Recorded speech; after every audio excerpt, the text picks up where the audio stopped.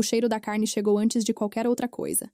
Entrei pelo portão lateral com a torta na mão, Lara do meu lado esquerdo e Mateus segurando a alça da minha bolsa.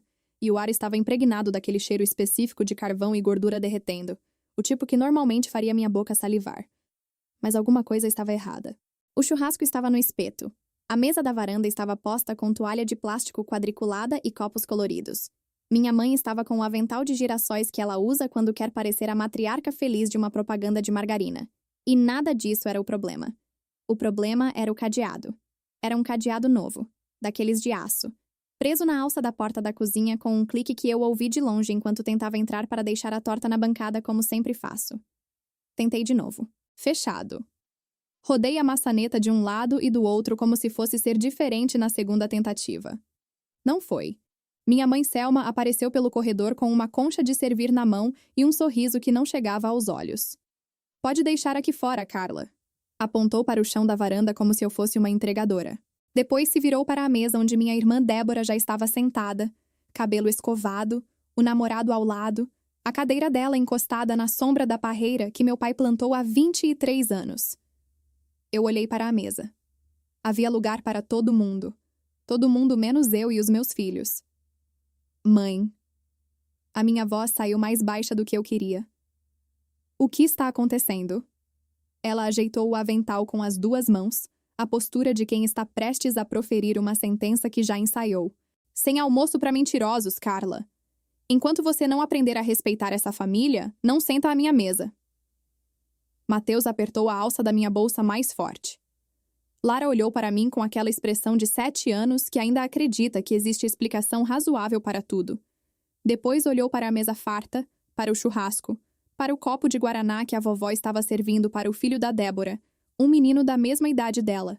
Depois olhou de volta para mim. Mamãe, ela sussurrou. A vovó não gosta de nós? Eu segurei a torta de limão que havia ficado de pé enquanto eu trabalhava o plantão da madrugada inteira. O merengue tinha afundado um pouco de um lado. Fiz questão de cobrir antes de sair de casa. Naquele momento, de pé na entrada da varanda dos meus pais com os meus filhos do lado, eu tomei uma decisão. Não em voz alta. Não com drama. Não com lágrimas. Tomei uma decisão da mesma forma silenciosa com que havia tomado todas as outras decisões importantes da minha vida. Sozinha. Em pé. Com o estômago vazio. Eu tenho 36 anos. Sou técnica de enfermagem e trabalho em escala de 12 horas numa UPA do interior de São Paulo. Meu marido Rafael dirige caminhão e fica fora às vezes 3 semanas seguidas. Minha filha Lara tem 9 anos e adora desenhar polvos. Meu filho Mateus tem 7 e ainda dorme abraçado num travesseiro em formato de tubarão que ganhou de aniversário e que não abre mão de jeito nenhum. Eles são os 2 melhores que eu tenho. E durante 24 anos da minha vida, eu aprendi a me encolher para que minha família coubesse mais. Aprendi que questionar era desrespeitar, que precisar era fraqueza e que o silêncio era a única moeda aceita em troca de um pouco de paz. Minha mãe Selma é benzedeira. No bairro, todo mundo a conhece. As mulheres batem na porta dela com dor de cabeça, com filho doente, com casamento em crise, e ela recebe a todas com o mesmo sorriso de quem tem acesso a algo que os outros não têm. Na nossa cidade de 60 mil habitantes, a reputação de Selma foi construída tijolo por tijolo ao longo de décadas. Mulher de fé, mãe dedicada, coração generoso. O que acontecia dentro de casa era outra história. Minha irmã mais velha, Débora, tem 41 anos e nunca saiu do quarto onde cresceu. Não trabalha formalmente, não paga nenhuma conta da casa, não contribui com nenhuma das despesas que eu conheço de memória porque fui eu quem cobriu boa parte delas ao longo dos anos. O quarto dela foi reformado 2 vezes. Tem ar-condicionado, armário embutido, uma televisão de 55 polegadas que meu pai instalou no ano em que eu pedi ajuda para pagar a creche do Mateus, e ouvi que dinheiro estava curto. Débora é a filha que ficou, a leal. A que não abandonou os pais pela cidade grande como eu supostamente fiz quando me mudei 40 quilômetros dali para trabalhar. Esse era o relato oficial. Meu pai Oséias é um homem quieto que passou a vida inteira concordando com minha mãe. Não por concordar de verdade, mas porque o silêncio era mais fácil do que o atrito. Uma vez, quando eu tinha 18 anos, reclamei que Débora não fazia nenhuma tarefa de casa e que toda a limpeza do fim de semana ficava para mim. Ele olhou para o canto da sala por um segundo e disse: Sua mãe sabe o que é melhor para a família. Depois levantou e foi ver televisão. Isso foi o máximo que ele chegou a me defender em 3 décadas. A dinâmica funcionava da seguinte forma. Quando havia problema, ligavam para mim. Quando havia celebração, ligavam para Débora. Quando precisavam de dinheiro, o celular da Carla tocava. Quando havia churrasco no domingo, a mesa tinha lugar para todos menos para a Carla, que vivia longe demais e trabalhava demais, e claramente não se importava com a família. Em 6 anos, transferi R$ 38.400. Paguei a internação do meu pai depois da cirurgia no joelho. Cobri 3 meses de IPTU atrasado. Paguei o conserto do telhado quando minha mãe me ligou chorando às 11 da noite dizendo que estava chovendo dentro da sala. Cobri a dívida de R$ 200 da Débora com a financeira sem nunca ter sido reembolsada. Cada vez que eu questionava alguma coisa, aparecia a acusação. Ingrata. Egoísta. Você não sabe o que essa família sacrificou por você. A família vem primeiro, Carla. Sua irmã nunca deixou a gente na mão. O ponto de virada veio 3 semanas antes daquele sábado de novembro, quando Débora me ligou pedindo para eu assinar como fiadora de um empréstimo de R$ 12.000. Disse que era para reformar o quarto. Perguntei para que servia a reforma. Ficou em silêncio por um segundo e depois disse que era para botar piso novo e refazer o banheiro. Pedi para ver o orçamento. Ela disse que eu estava sendo difícil. Recusei. 48 horas depois, minha mãe me ligou para dizer que eu havia mentido, que tinha prometido assinar, e depois voltei atrás, que isso era uma deslealdade sem tamanho, que a Débora estava arrasada. Tentei explicar que nunca havia prometido nada. Ela desligou antes que eu terminasse a frase. Na semana seguinte, o convite para o almoço de família chegou como se nada tivesse acontecido. Selma mandou mensagem pelo WhatsApp da família dizendo que sábado era dia de churrasco, que todo mundo aparecesse às 11, que ela ia fazer aquela salada de maionese que o Matheus gostava. Eu levei a torta. Fiz questão de levar a torta. O churrasco continuou sem mim. A fumaça subia do espeto, a carne ia escurecendo devagar, e eu estava em pé na entrada da varanda com Lara e Matheus enquanto minha família comia e ria.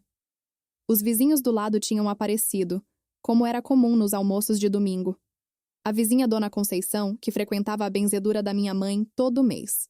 O casal do sobrado amarelo. Uma prima de 2º grau que eu mal conhecia. Minha mãe serviu o prato da Débora com aquela atenção toda.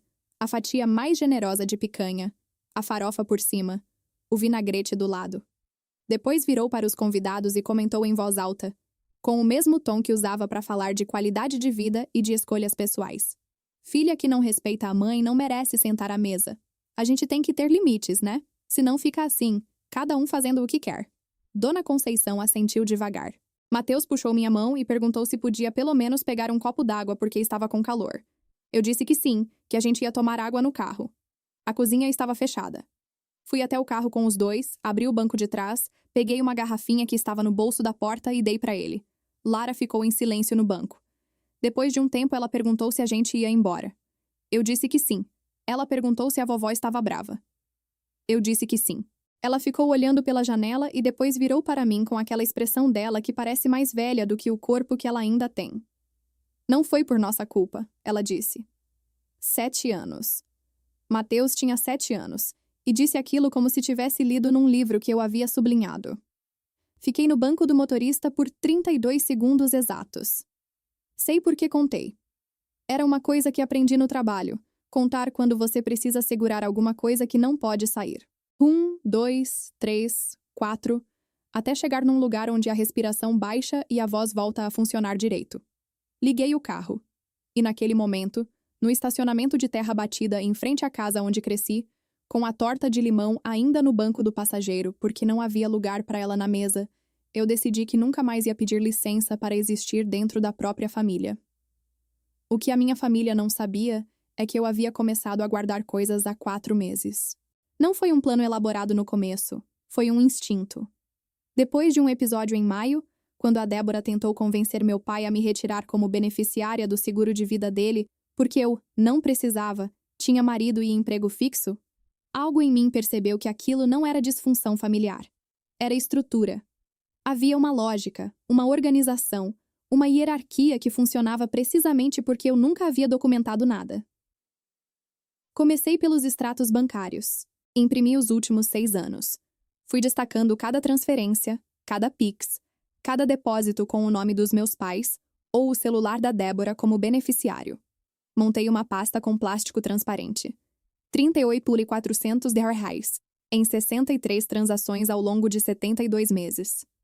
Alguns eram valores grandes, como os R$ 6.800 da internação do meu pai. Outros eram miúdos. R$ 150 para cobrir o botijão de gás, R$ 80 para pagar a inscrição do curso da Débora que ela nunca terminou. Guardei os prints das conversas de WhatsApp. As cobranças, sem por favor. Os áudios da minha mãe pedindo com aquela voz de quem já sabe que vai receber. As mensagens da Débora no estilo preciso de R$ 300 essa semana, tá? Sem ponto de interrogação, sem contexto, sem prazo de devolução. Guardei o print da conversa onde minha mãe disse que eu havia prometido assinar como fiadora. A conversa completa. Com horários, com data, com minha resposta de que nunca havia prometido nada. O que detonou tudo foi o que descobri sobre o empréstimo que a Débora queria. Pedi para uma amiga que trabalha numa financeira verificar o nome da proposta que estava circulando. Não era reforma de banheiro. Era um empréstimo pessoal com parcelas de R$ 780 reais. E o destino declarado na proposta era aquisição de veículo. A Débora queria comprar um carro. Queria comprar um carro no nome dela com a minha assinatura garantindo a dívida. Guardei isso também. Minha aliada nesse processo foi Fernanda, assistente social que trabalha na UPA, e que virou minha amiga de verdade ao longo de 2 anos de plantões compartilhados. Ela não é do tipo que faz pergunta quando você não está pronta para responder, mas quando eu finalmente mostrei a pasta, ela olhou tudo em silêncio por uns 20 minutos, folha por folha, e depois disse: Carla, você não está descrevendo uma briga de família. Você está descrevendo um padrão. E padrão documentado tem nome jurídico. Ela me indicou a doutora Patrícia Nunes, advogada especializada em direito de família, que atendia num escritório pequeno na rua do Fórum da cidade. Marquei a consulta para uma terça de manhã, entre um plantão e o outro, com os documentos na mochila. A doutora Patrícia me recebeu com aquela atenção calma de quem já ouviu muitas histórias parecidas, e sabe que por trás de cada uma existe uma pessoa que ficou em silêncio por tempo demais. Leu tudo. Fez perguntas precisas. Quando eu terminei de contar sobre o churrasco, sobre Lara perguntando se a vovó não gostava de nós, sobre Mateus pedindo água porque a cozinha estava fechada, ela fechou a pasta devagar e disse: O que aconteceu naquele sábado foi uma humilhação pública deliberada. Aconteceu diante de testemunhas, incluindo menores de idade. Isso tem respaldo para a ação de dano moral. Ela fez uma pausa e continuou. Além disso, o padrão de exploração financeira que você documentou aqui é consistente. O valor total é expressivo. E a tentativa de induzi-la a assinar como fiadora com informações falsas sobre o destino do empréstimo é, por si só, um elemento adicional. Perguntei o que eu deveria fazer a seguir. Ela respondeu: continuar guardando tudo, não confrontar antes da hora e voltar quando eu estivesse pronta para protocolar. Voltei 3 dias depois do churrasco. A doutora Patrícia protocolou a ação de dano moral numa quinta-feira de manhã. A petição descrevia o ocorrido com precisão clínica. A interdição deliberada do acesso à cozinha, a humilhação pública com testemunhas adultas identificadas, o comentário de Selma direcionado aos presentes, a presença de menores de idade expostos à situação. A doutora Patrícia havia pedido que eu levantasse os nomes de ao menos 2 testemunhas adultas que estavam no local. Levantei 4, entre elas a dona Conceição, que era frequentadora assídua da benzedura e havia presenciado tudo de perto. Simultaneamente, ela enviou uma carta formal em nome do escritório, comunicando o encerramento de qualquer responsabilidade financeira minha em relação à família de origem. A carta era objetiva, sem acusação direta, informando que a partir daquela data, nenhum pagamento, garantia ou fiança seria firmado ou mantido. Cópia foi enviada para a financeira onde a Débora tentava obter o empréstimo. O crédito foi negado na mesma semana. Sem minha assinatura como fiadora, o nome da Débora sozinho não sustentava a proposta. O carro não saiu. Cancelei também o débito automático que eu havia configurado 3 anos antes para uma conta de água da casa dos meus pais. Um favor que havia virado obrigação tão gradualmente que eu quase não percebi quando parou de ser opcional. Encerrei o acesso à conta conjunta que eu mantinha com meu pai para facilitar as transferências. Troquei a senha do meu internet banking por precaução. Meu celular ficou em silêncio por 2 dias. Depois começou. Minha mãe ligou 7 vezes na sexta à noite. Não atendi. Meu pai ligou uma vez de madrugada e eu vi a chamada perdida de manhã sem sentimento nenhum. A Débora mandou mensagem dizendo que eu estava sendo ridícula, que dava para resolver tudo numa conversa, que não precisava dessa palhaçada toda. Apaguei sem responder. No sábado seguinte, Selma apareceu na frente da minha casa. Eu estava no quintal com Lara e Mateus quando ouvi a campainha. Olhei pela janela antes de abrir. Era ela, com a bolsa na mão e uma expressão que eu conheço desde criança. Aquela mistura de ofensa e expectativa. A expressão de quem chegou para ser consolada pelo dano que causou. Não abri a porta. Ela ficou na calçada por 20 minutos. Bateu 3 vezes. Chamou meu nome. Depois foi embora. Mateus perguntou quem era. Disse que era a vovó. Ele perguntou por que eu não abri. Disse que a gente precisava de um tempo. Ele acenou com a cabeça como se fizesse sentido e voltou para o videogame dele. A citação da ação chegou para minha mãe e meu pai numa terça-feira. A doutora Patrícia me avisou por mensagem. 20 minutos depois, meu celular piscou com o nome da minha mãe. Deixei tocar. Ela deixou um áudio de 4 minutos onde dizia que eu estava destruindo a família, que ela nunca esperou isso de mim, que estava com vergonha de sair na rua, que a dona Conceição já havia perguntado o que estava acontecendo, que Deus iria me cobrar por isso algum dia. Não havia nenhuma menção ao que aconteceu naquele sábado, nenhuma palavra sobre Lara, nenhuma palavra sobre Mateus pedindo água na calçada. Encaminhei o áudio para a doutora Patrícia. Ela respondeu em 2 minutos. Perfeito. Fica com isso. O que minha mãe mais valorizava na vida era a imagem que havia construído no bairro. 30 anos como benzedeira. Presidente honorária do grupo de oração. A mãe dedicada. A mulher de fé. A vizinha que recebe a todos. Essa imagem era a arquitetura central da identidade dela, mais importante do que qualquer relação real, mais cuidada do que qualquer filho. E foi exatamente essa imagem que começou a rachar quando a doutora Patrícia comunicou que a dona Conceição e outros 3 vizinhos haviam sido arrolados como possíveis testemunhas do ocorrido naquele sábado. Minha mãe entrou em pânico. Ela procurou a dona Conceição antes que a advogada a contatasse formalmente. A vizinha me contou depois, constrangida, que Selma foi até a casa dela pedir que ela não falasse nada, que era um desentendimento de família, que eu era problemática desde nova, que ela fazia o que podia como mãe. A dona Conceição ouviu tudo, acenou a cabeça e me ligou em seguida para dizer que ia falar a verdade porque havia presenciado o que havia presenciado e não ia mentir em nenhum documento. A Débora tentou uma outra estratégia. Postou nas redes sociais uma indireta sobre filhos que abandonam os pais quando crescem e esquecem quem cuidou deles. Não me marcou, mas era evidente para quem conhecia a família. Os comentários vieram de parentes que eu mal via, expressando solidariedade vaga. Encaminhei os prints para outra Patrícia também. Meu pai não ligou mais, nenhuma vez. Isso doeu de um jeito diferente, mais fundo, porque o silêncio dele confirmava exatamente o que eu já sabia há décadas. Quando custava alguma coisa tomar um lado, ele desaparecia. A paz dele sempre valeu mais do que eu. Quando a doutora Patrícia agendou a audiência de conciliação, minha mãe compareceu com um advogado que minha tia tinha indicado. Um homem de meia idade que entrou na sala com aquela postura de quem acredita que vai resolver tudo em 15 minutos. Não resolveu. A doutora Patrícia apresentou a documentação item por item. O extrato das transferências dos 6 anos. Os prints das cobranças. O áudio dos 4 minutos. O depoimento por escrito da dona Conceição descrevendo o que havia visto naquele sábado, incluindo a frase exata que minha mãe havia dito em voz alta para os presentes. O laudo que eu havia solicitado ao pediatra do Mateus documentando a crise de choro que ele teve nos dias seguintes ao episódio. Daquele tipo silencioso que ele fazia quando algo o afetava fundo. Minha mãe ficou olhando para a mesa durante a maior parte da audiência. Em nenhum momento olhou para mim. O advogado dela tentou argumentar que havia sido um desentendimento, que famílias passavam por momentos de tensão, que não havia intenção de prejudicar os netos.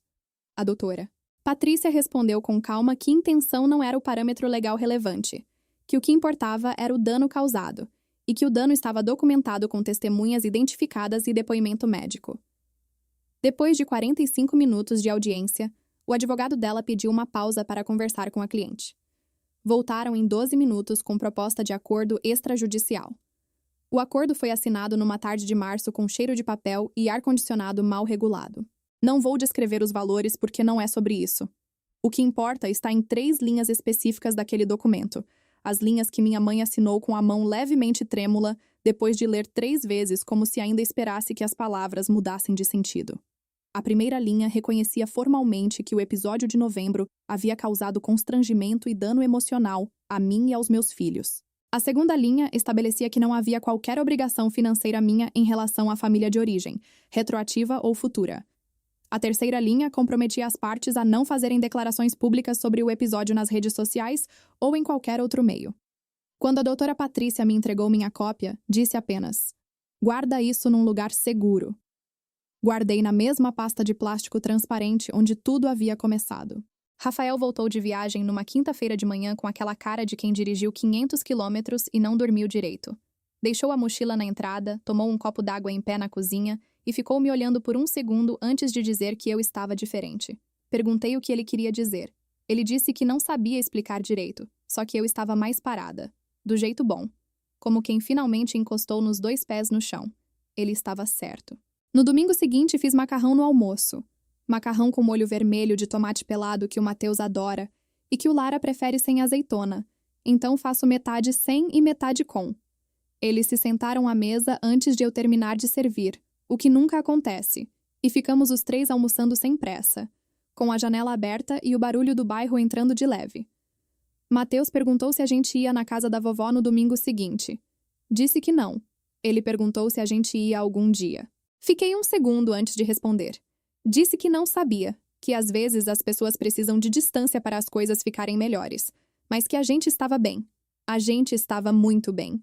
Ele assentiu com aquela seriedade de 7 anos que me parte o coração de ternura, deu mais um garfada e disse: "Tá bom, esse macarrão tá ótimo, viu?" Lara riu. Eu ri. E o sol entrou pela janela da cozinha da forma que entra quando não tem ninguém do lado de fora esperando que você abra a porta para eles. Não guardo raiva. Aprendi na UPA que raiva é um gasto de energia que você não pode ter quando ainda tem turno a cumprir, filho para buscar na escola, conta a pagar, vida a viver. O que sinto é algo mais quieto do que raiva e mais honesto do que mágoa. Sinto clareza.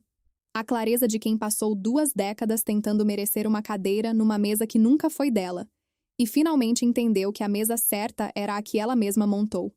Nenhuma família é perfeita, mas existe uma diferença enorme entre família imperfeita e família que usa o seu amor como alavanca para extrair o que quer de você. Uma confunde, magoa, erra e tenta de novo. A outra organiza. A outra planeja. A outra serve churrasco com cadeado na cozinha e espera que você peça desculpas pela fome. Eu não pedi. E foi a melhor decisão que já tomei de pé, com torta na mão e 2 filhos do lado.